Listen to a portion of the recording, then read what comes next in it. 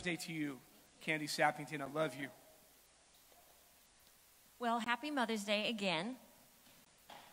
So we've been doing a series called Hello, My Name is Jesus. And today's Mother's Day, so today is Hello, My Name is Mom. Thank you for laughing in the crowd. Hello, my name is Mom.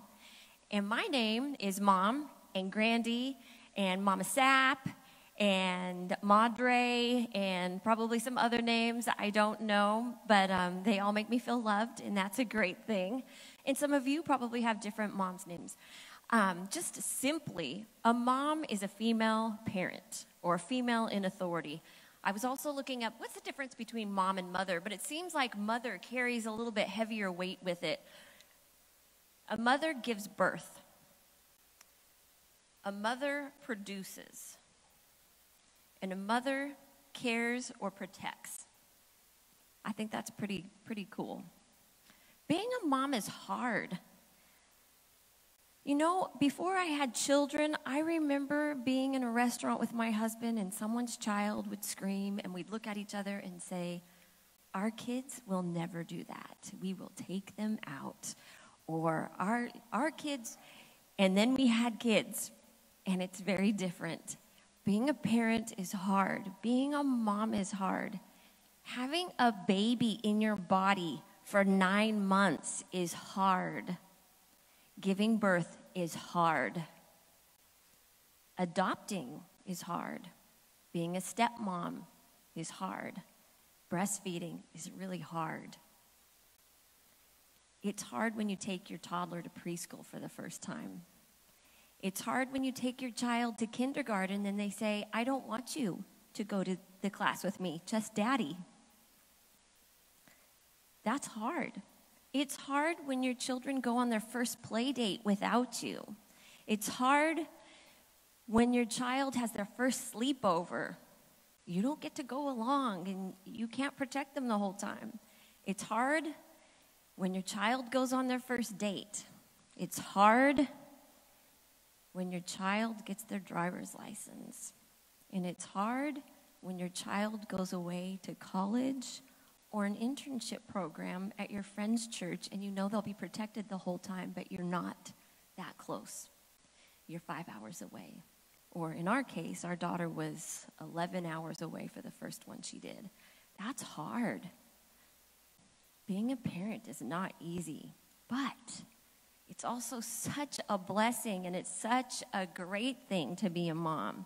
I asked a couple of my friends what they think is so awesome about being a mom. And so 2 of our worship team members may recognize what their moms put in this, so I'm just going to share this. It's amazing. I can give unconditional love without expecting anything in return. It just happened, and I didn't even have to try. Other relationships seem to have conditions or expectations attached, even when we try so hard to not let that be the way. Experiencing the same love in return, the childlike love, even as they get older, returned to me from my kids, no matter how many times I fail, is so very beautiful, incredibly deep, and wonderfully mysterious to me. I thought that was beautiful.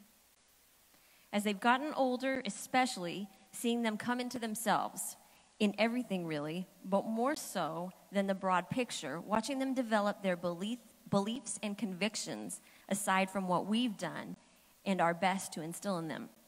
It comes to a point where they're not just amazing because we are amazing, and this person said, just kidding, but because it is truly what they have chosen in their hearts to be and to follow that makes them amazing.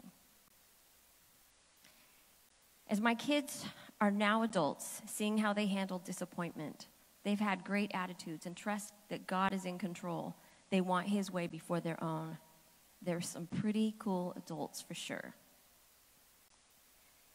And I get to do life with 3 amazing people, seeing how much God loves my kids, getting glimpses into what God put inside of them, then seeing them discover how much God loves them, and see them recognize, cultivate, and give back to God the amazing things he put inside of them. That's pretty awesome. It is amazing to be a mom. You have this little person that looks like you, or maybe their daddy, or even grandma or grandpa. But you look at them and you're like, wow, I made this. They love you unconditionally. When they yawn and stretch, when they're tiny, and they give that, I think it's my most favorite thing of all time is seeing a baby that yawns and stretches. It gets me every single time. Seeing the differences and similarities in your children's looks and their personalities and even the things that they like to do. I think that's pretty cool. We have opportunities to play with our kids, to tell stories, to hang out and walk and talk. I think that's pretty special. And right now with this pandemic and the lockdown or whatever you're calling it in your house, quarantine, you have opportunities right now to take advantage of that. And maybe you haven't been able to spend time with your kids before and you've said, if only. Now's the time. You have it. So I'm going to lastly say what I think is great personally about being a mom. My kids are a product of love. My husband and I love each other, and we love our kids. And I hope that that's evident in my children, that they are a product of love. My kids are a product of our journey. There were highs, there were lows, there was everything in between. But who my kids are today, they are a product of what we've walked through. I look at my children now, and I'm reminded of the things that I saw in them as small children. And I've talked about this before in the past. I remember Lacey as a little girl when we were youth pastors, marching across the front in our youth room until she noticed that people were watching her, and she'd be like making declarations as the youth group was singing a song. And now I see her doing that on the platform. And Blake, he had this little twinkle in his eye, and you didn't know if he was just being the sweetest child ever or if he hid your keys. And he still makes that look. So I still go, are you being serious with me? What did you do?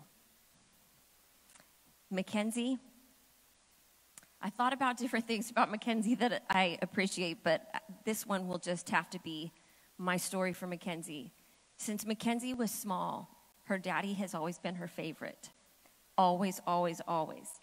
I got her a shirt that said, I love my mommy and I love my daddy, and she wouldn't wear the I love my mommy shirt. And so this weekend, I got my kids shirts that say, I'm mom's favorite. Got all three of them the same shirt, different color, and Mackenzie won't put hers on. She is the same as she was when she was 2. She is still her dad's favorite. She tells everyone she's a favorite. She tells her brother and sister she's the favorite. But honestly, my husband and I love all three of our kids the same. They are just very different, and you love them differently. And my daughter, Lacey, is sitting in the room, and she could probably go, I don't think so. And I do the same with my own mom. I always say, I know my brother's your favorite. It's okay. I get it. He's my favorite, too. Everybody loves Doug. I get it. Everybody loves Blake. I get it. I love my kids the same. My mom loves her kids the same. We're just all different. And so all of you at home that you struggle with that with your children, they go, I know, so-and-so's your favorite. It's not me. We love you all the same. You're just different. Eventually, you might become a grandie like me, and that's pretty special too. And that love is very different. But I think I can speak on behalf of my husband and me that watching our kids parent is pretty amazing, and watching their siblings be aunt and uncle to their niece and nephews, that's pretty cool too. It makes you feel like we did a few things right, the way they love. The way my kids love each other, they could fight. They could say, I'm not speaking to you again, and turn around 3 minutes later and text each other or call each other. They love each other. When they're going through struggles, they reach out to each other, and that's just such a blessing. When you become a parent, there's a few things that you do. One of them is you get the room ready, you get the nursery ready, you get all the prep. But a big thing is you choose a name. And that's pretty significant. And so I knew that, like in the Jewish culture, it's been pretty important. And even when I was looking at meanings of names, I found on a website that's not a Christian one, but I thought something that they wrote was really cool. This is a huge responsibility, choosing a name. Your child is going to live with that name forever. and unless they change it when they're an adult. But they're going to live with that name. So I know when we were thinking about names, we didn't necessarily go and look at the meaning of it, but we were like, would this name make our child be a really cool person? Would it make them be like, could you see an athlete having this name? Could you see a singer having this name? Those are probably the thoughts Barry and I had when we were having our children. But I see how Lacey and her husband Chasen have looked into names and the meaning of them, and her kids have really special names with special meanings. And I know a lot of people are doing that today. But we were more like, what is that going to put on them? Which is kind of the same thing prophetically. What is that going to speak to in their future? And I've heard some names. I cannot believe people have named their children some things. Years ago, someone told me that she knew a gal that named her child Noxzema. Noxzema is a skincare product. So what is that child going to go through the rest of their lives with that name Noxzema? And then I've worked with people with some very strange names, and I've thought to myself, every time I've seen their names pop up in Outlook, I'm like, ha, ha, ha, what a funny name. I bet they get teased about that. Parents need to think about those things. I don't always say it out loud, only, like to my husband, but I wouldn't tease them. But we all think those thoughts. When you hear a funny name, you're going to laugh. It speaks prophetically. What is that person dealing with their whole life with an odd name? Having a name Kandee, I used to think, well, I've got a great name, but what do other people think about Kandee? And so finally, when I was in high school, I asked someone, I said, when you hear the name Kandee, what do you think? And my friend said, truthfully, I think of a stripper. And I hadn't thought about that before. I just thought it was a cutesy name, and I was like, so it's just kind of funny how our minds go to a different place with a name. But I've always liked my name. I tried to shorten it a few times, and it didn't really work. But people that know me really well call me Can or Canned. But our names speak to us. They speak to who we are. I'm sure my husband having a name like Barry, that's a different name too. And people misspelling it, spelling it like a strawberry, Berry. That's very different. Anyway. Our names represent our identity and who we are. It's not just a convenient way to be distinguished from one another. It defines us. The names we're given at birth aren't accidental. They're more prophetic. Now, this is what I read on this regular website. We recommend you take note of the special meaning and history of the name, as your baby's name will play a big role in its life. And your baby will hear it spoken every day. Searching for a name is a very important and fun process, as it's the very first gift you will give your baby. Many people believe that the name can affect success in life through their children's working career and other circumstances, so they choose more respectable names or name meanings as they believe that meaning reflects the personality of the child. That was very cool, I thought. So what does my name mean? My actual given name is Candace Lynn.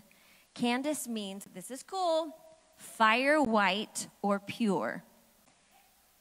My whole life, I have been striving to live a pure life because I always wanted to please the Lord. But as my kids got older, I would always tease them about, I wouldn't do that because I'm pure. So I probably ran it to the ground. But it's in my name. It's who I am. And fire white, I'd like to believe that fire white, it's such a hot white that I've got the fire of God in me. So I accept my name and its meaning. I think that's pretty cool.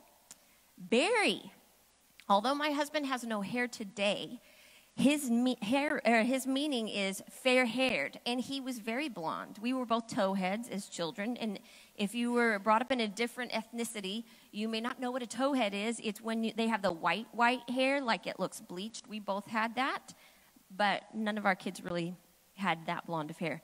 Lacey's name, again, we didn't choose her name because it had this fantastical meaning. We chose it because we thought she'd be a cool person. And if she had the name Lacey, she would be fun, she would be outgoing, she'd be cheery, she'd just be the greatest person. And look at her today. That's who my daughter Lacey is. She is fun.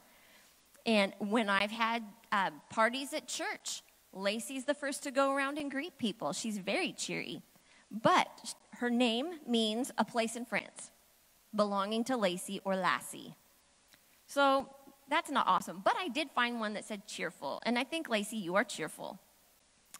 Blake means pale blonde. If you have seen my son, he's not really very dark, and he is naturally blonde, although it's kind of dirty blonde right now, but that fits him. Or dark. Blake's not dark. So that was different. And Mackenzie, again, this was like a family-chosen name. In fact, right before she was born, I decided we should change her name to be Kaylee, spelled with Lacey's letters just mixed up. So it would have been C-A-L-E-E. But the family had chosen Mackenzie. So we went with that. But it actually has a cool meaning. Child of the wise leader. Isn't that awesome? But this is also one of the meanings. Born of fire. Now go back to Candace. Fire, white, or pure. Cool name, right? So I was thinking, in the Bible, there's a lot of people that had really cool stories about their names. But I chose for Mother's Day to concentrate on Ruth and Naomi. Every female probably that has been brought up in church loves the story of Ruth and Esther. But I really liked the story of Ruth and Naomi for Mother's Day because oftentimes we focus on Ruth and what a great person she was. She was a great daughter. But why was she such a great daughter? She was a great daughter because Naomi was a pretty great mom, a pretty great mom-in-law. So Ruth's name, amazingly, means companion, friend, or vision of beauty.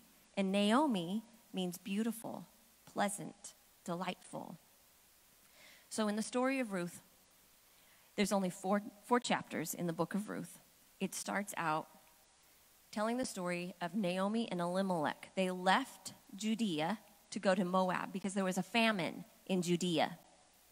And Elimelech, the husband, decided, we're going to go to Moab where they have food and we'll be okay there. Instead of holding tight with the rest of his family in Judea, in Bethlehem, he left to go to Moab. And Moab was a very bad place, really. They had incestuous relationships throughout that community. It was not a good place. They did not fear God. And then their two sons ended up marrying Moabite women.